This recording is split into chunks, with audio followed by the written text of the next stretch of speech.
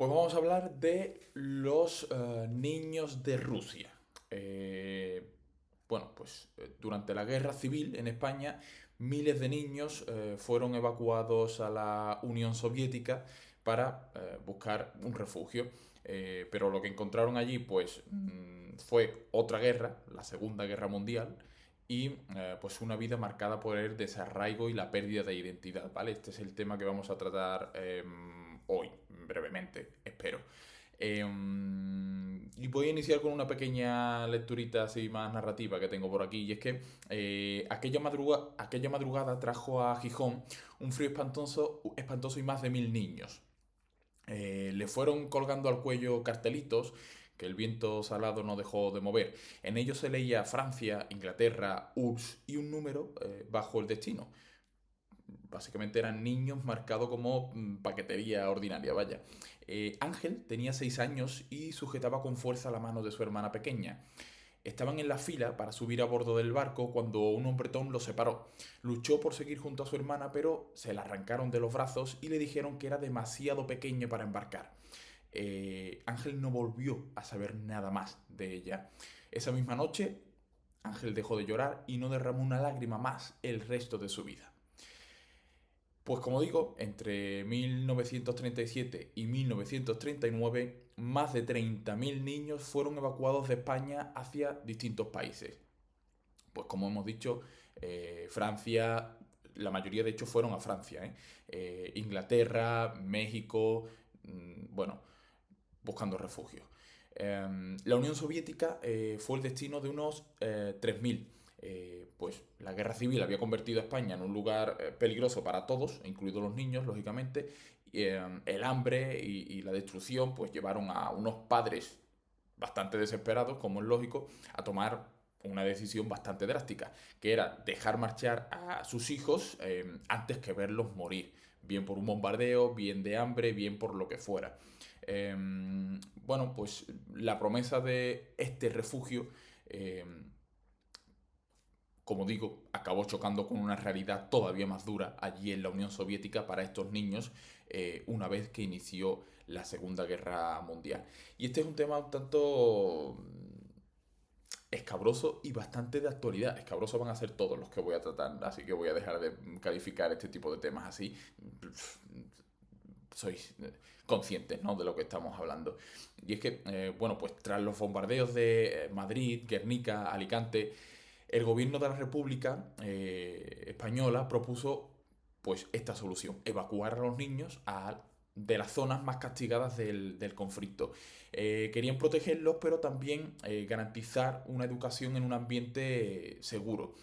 De todos los destinos posibles para los niños, desde luego la Unión Soviética era el refugio más lejano de España y culturalmente más distinto para los niños. Entonces, claro, ¿por qué se elige la Unión Soviética? Imagino que muchos lo estáis intuyendo o lo sabéis ya.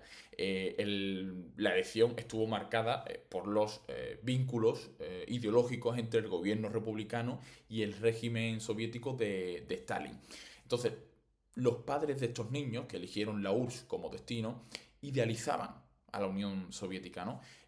Y se agarraron a ese consuelo. En cierto modo, pues el temor a la separación y a la incertidumbre de a saber dónde estoy mandando a mi hijo, a un sitio tan lejano, pues ese temor se mitigaba con la esperanza de un futuro mejor para sus hijos, pues para esos padres los estaban enviando al paraíso terrenal. Y además, y aquí es donde viene la parte también importante del por qué un padre dejaría marcharse a su hijo, ellos estaban convencidos de que sería una separación temporal. En cuanto la República retomara el control de España, los niños volverían a casa sanos y salvos.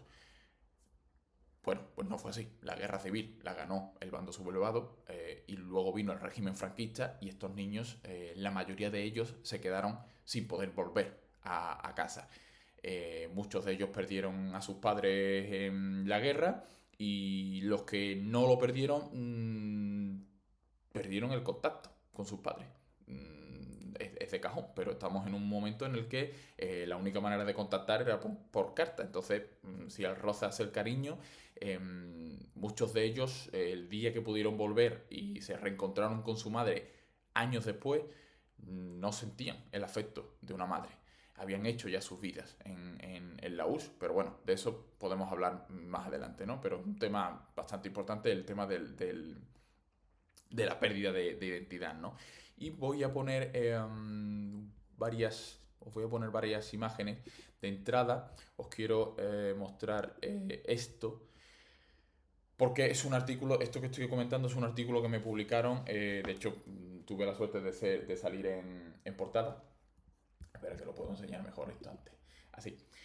Salir en portada de la revista Historia y Vida en el número 691, pero recientemente, de hecho yo estoy grabando esto el día 4, pues ayer, para mí, el día 3 de febrero, publicaron la versión online del artículo en La Vanguardia, ¿vale? Que es el mismo artículo. Han corregido un par de cosas, o quitado más bien un par de cosas.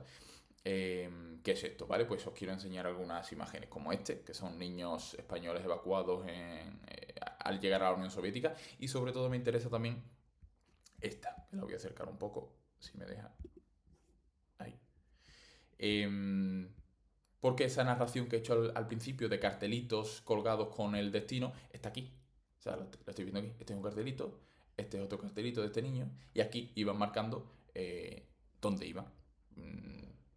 Básicamente. No se lee en este caso en la foto a donde iban estos, pero bueno, pues son niños de padres republicanos que estaban huyendo. Y luego tengo también una foto del puerto, aquí no, aquí, del puerto del Musel, el de Gijón, que esta es una foto un poco anterior, es de 1928, si no me equivoco. No es el momento, los niños empiezan a evacuar en 1936, cuando inicia la guerra. Esta foto es un poco anterior, pero bueno, es para hacernos una idea del ambiente, ¿no? que se vivía allí, con padres y separándose de sus niños que cogían barcos a destinos de por ahí. De hecho, esta foto, pequeño incisillo, porque en esta foto aparece el barco que veis aquí, es el crucero Príncipe Alfonso, que es el que sirvió al rey Alfonso para huir, o sea, se exilió. Estamos hablando es una foto que tiene que ver también con otro exilio, en este caso el exilio del rey Alfonso, cuando se puso cuando llegó a la República. Tuvo que huir de España, ¿no? Una vez que se inició el periodo republicano en España. Y es una historia curiosa porque este barco, que se llamaba Príncipe Alfonso, mantuvo el nombre de Príncipe Alfonso y las banderas monárquicas hasta que dejaron al rey Alfonso en su exilio. Creo que fue Marsella, en algún lado de Francia creo que fue. Esta parte no me la he mirado bien, por eso es un incicillo. Y en cuanto dejaron al rey, le cambiaron el nombre de Príncipe Alfonso a Buque Libertad, y le cambiaron la bandera monárquica por la bandera republicana. Y a su vez, pues este barco de hecho fue el buque insignia de la Marina Republicana y se utilizó en maniobras militares durante la Guerra Civil. De hecho, en 1936, este mismo buque que sirvió de exilio al rey, la República lo utilizó para bombardear la costa de Algeciras y de La Línea, pueblo de donde es mi novia, y por eso pues lo he mirado porque me resultó interesante. Durante el verano de 1936, para combatir a los sublevados y el ejército que estaba por allí desplegado. Sin más, incisillo, era por hacernos una idea el puerto de El Musel, Gijón, de donde salieron un montonazo de niños. De hecho, muchos de los que salieron aquí de aquí fueron a la Unión Soviética. Y hay un dibujo, más bien, que a mí me resulta de lo más emotivo, hecho por Rosita. Tengo el dato aquí. Rosita Corral. Rosita Corral realizó este dibujo. Rosita Corral fue una niña de 12 años que viajó de la Unión Soviética. No, esta fue a Francia, perdón. Pero viajó desde el puerto del Musel. Y este es un dibujo que hizo cuando fue a coger este barco. Y está, pues, se ven a los niños con sus bolsitas, sus maletitas, por aquí el equipaje, y las madres despidiéndose de los niños que van subiendo al barco. Un barco que, por supuesto, lleva la bandera republicana. porque son, bueno, es de cajón también, ¿no? Son niños republicanos yéndose al exilio. Entonces, bueno, me resulta, hay muchos dibujos de niños. Tengo por ahí también un artículo muy interesante publicado sobre lo que dibujaban los niños de la guerra civil. Y son, bueno, documentos históricos que los convierten en mini reporteros de guerra a estos niños porque dibujaban lo que veían, lógicamente. Y entonces me parece mm, duro, entrañable y un documento fascinante tener un dibujo de una niña de 12 años que cogió un barco y se fue al exilio durante la guerra civil. Y voy a continuar con lo que venía contando. Ya veis lo preparadísimo que traigo esto. Estoy improvisando bastante. Pero vale, esta fue la primera vez en la historia que un gobierno organizó una evacuación de niños para alejarlos de una guerra. Digamos, el primer exilio oficial.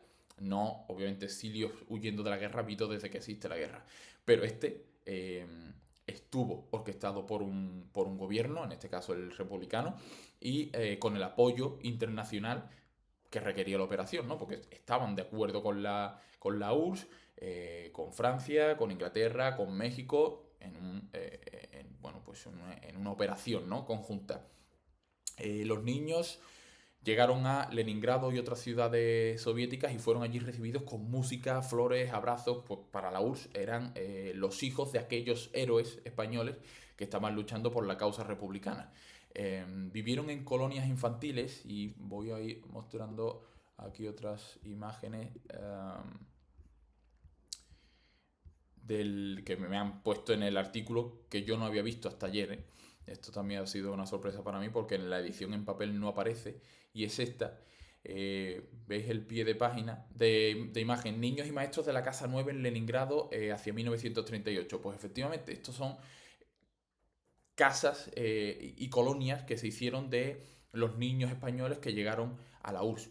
Y esta pues es una de ellas, lo dividieron en varios edificios, algunos de ellos antiguos palacios de zares bueno, pues lugares bastante lujosos, hay que decir, que los reacondicionaron y pusieron aulas, habitaciones con literas y salones comedores, donde maestros, cocineros y un despliegue de personas se encargaron de la educación, de la vestimenta, del cuidado en general, ¿no? De estos niños. Y ahí es donde está el tema. Estos niños llegaron y recibieron allí comida, ropa, cuidados sanitarios, médicos, que en España les hubiese sido imposible recibir en ese momento en la guerra civil, desde luego no al nivel que recibieron en la URSS. Entonces fue pues un lujo que en ese momento sí que disfrutaron. Problema, que esto duró muy poco, porque, como sabéis, en 1939 estalló la Segunda Guerra Mundial. Entonces, estos niños exiliados de España a la URSS se convirtieron en refugiados, es decir, tuvieron que huir de estas casas refugios en Leningrado y otras ciudades y la URSS se encargó de mandarlos, esta vez por trenes o camiones, a otros lugares alejados de la Segunda Guerra Mundial, sobre todo a partir de 1941, cuando es no recuerdo el dato exacto, la verdad soy malísimo para los datos y las fechas concretas, a pesar de que lo haya escrito yo. 1941, que es cuando inició la Operación Barbarroja, es decir, la invasión nazi de la Unión Soviética. Por lo tanto, pues la Unión Soviética se encargó de mandar a los niños a los Urales, a Asia Central y a otros sitios remotos para alejarlos del bombardeo y de la guerra, básicamente. Entonces se vieron, habían huido de las bombas, el hambre y la miseria de la guerra civil española y cayeron en las bombas, el hambre y la miseria de la Segunda Guerra Mundial. Esto fue un caos para los niños. Muchos de ellos, los que ya tuvieron edad, tuvieron que trabajar para la Unión Soviética en pues naves industriales, creando armamento, algunos de ellos incluso fueron mini espías soviéticos, se podría decir, porque algunos habían, por supuesto, habían aprendido el idioma soviético, el ruso, para poder vivir allí, era elemental, ¿no?, en su educación. Y a saber español, algunos manejaban un poco de italiano, de francés, de inglés, pues los soviéticos los utilizaron para traducir mensajes interceptados e interrogatorios. Entre ellos, por ejemplo, los interrogatorios que le hicieron a los soldados de la División Azul, que fueron soldados enviados por Franco para combatir en el bando de Hitler en la Unión Soviética, en el frente oriental durante la Segunda Guerra Mundial. Entonces, cuando los soviéticos capturaron a varios de estos soldados, utilizaron a niños españoles para traducir lo que decían en los interrogatorios. Durante los viajes en tren y en camiones para alejarse de la Segunda Guerra Mundial en la URSS, estos niños pues pasaron todo el hambre que menciono. Aprendieron a robar, aprendieron. No tuvieron más remedios que robar en almacenes para comer. Depuraron una técnica para cazar gatos, que era meterlos en un saco para que no los arañaran, matarlos y comérselo. Se comían gatos lo que pillaran. Cuando hay hambre, una rata es un manjar. Solo que a este hambre, al ver de nuevo muertos, huir de bombardeo, pues se unió el frío de la Unión Soviética. Los trenes y los camiones tuvieron que atravesar lagos congelados, lo cual es bastante peligroso, estepas totalmente blancas y desérticas, bueno, pues las zonas remotas de la Unión Soviética, ¿no?, del momento. Y de la actualidad, vaya, que siguen siendo zonas bastante inhóspitas, sobre todo en invierno. Y bueno, aprendieron también a derretir hielo para poder beber agua, porque no había. Problema, que cogían hielo de las zonas cercanas a donde estaban viajando, es decir, zonas y estos hielos estaban llenos del hollín que soltaban tanto los ferrocarriles como los camiones. Por lo tanto, sin el filtro necesario, caían enfermos. Tenían una gastroenteritis y demás, con los estómagos vacíos y en condiciones tan pobres, pues obviamente hubo muchos niños que murieron por esta causa. Por gastroenteritis, enfermedades, hambre, frío o la propia guerra.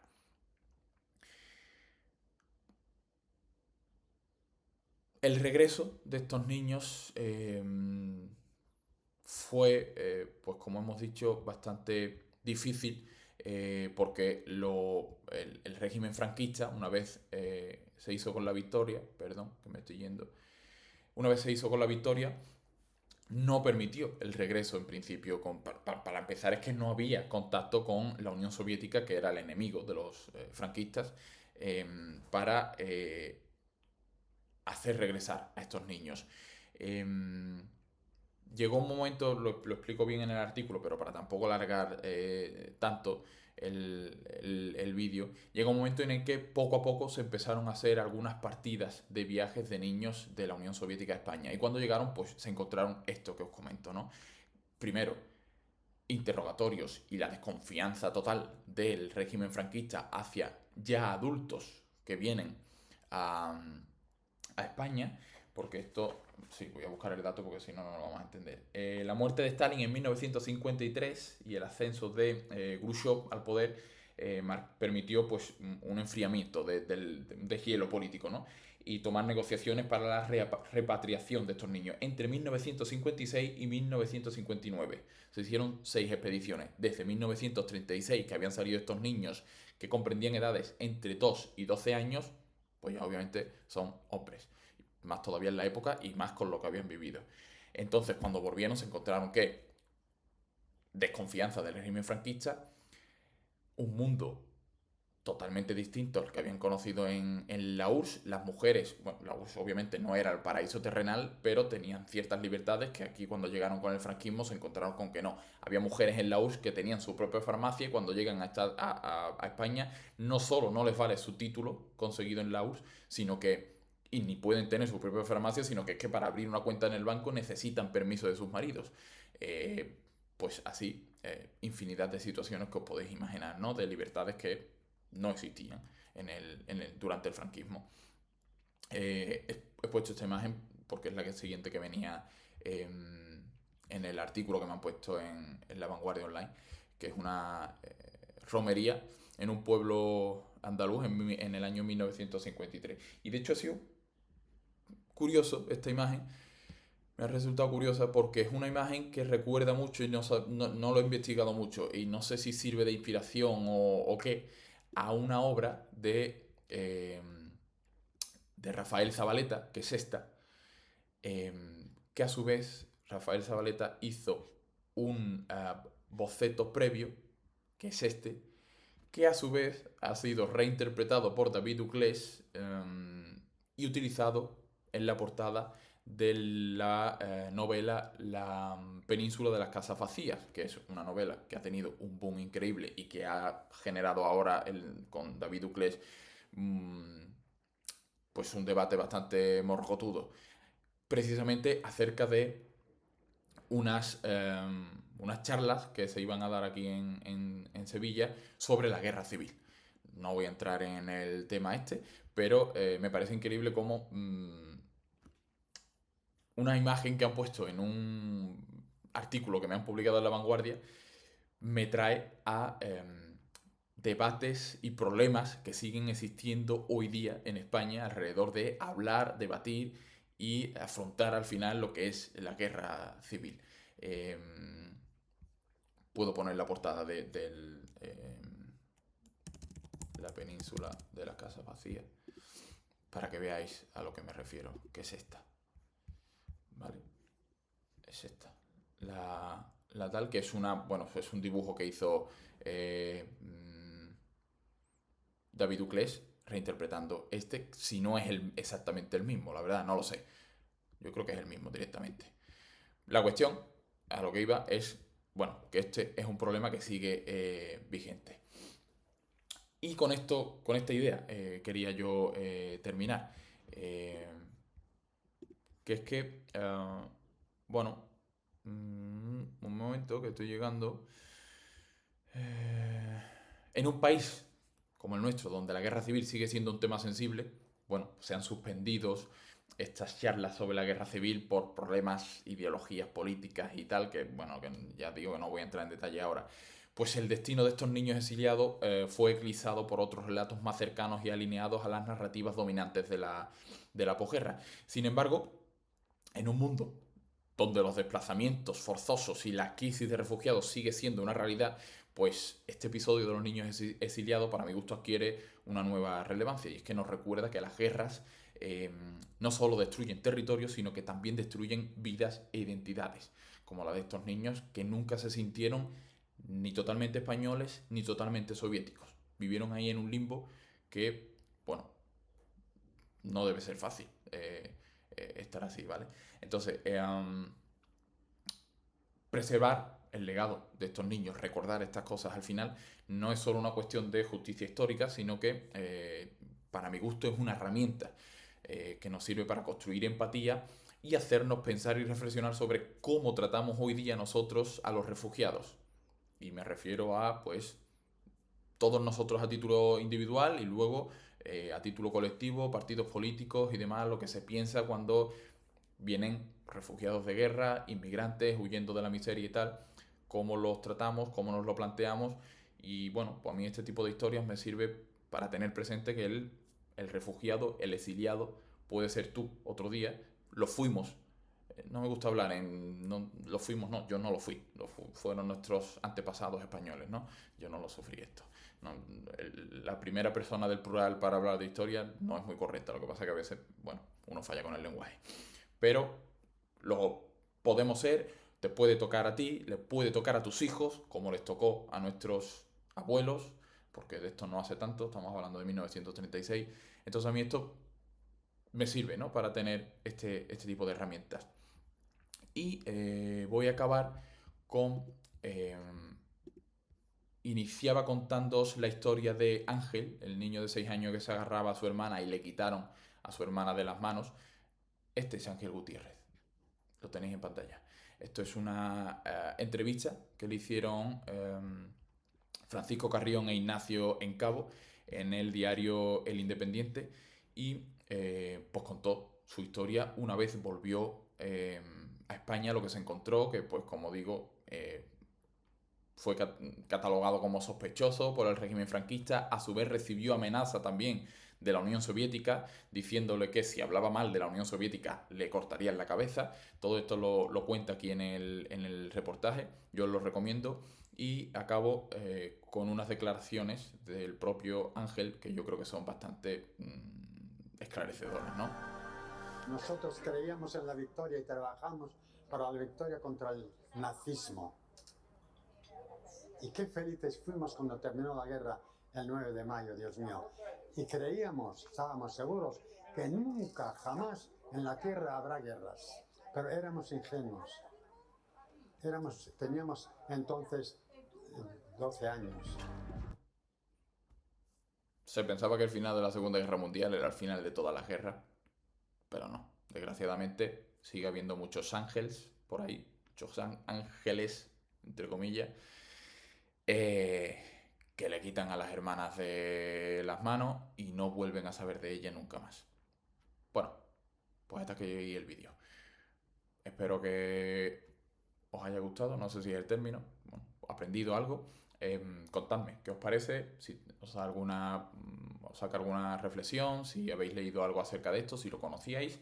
Y nos vemos en el siguiente vídeo, que creo que puede ser, de hecho va a ser una manera de calibrar bien a dónde va a ir este proyecto, porque puede ser perfectamente el último vídeo.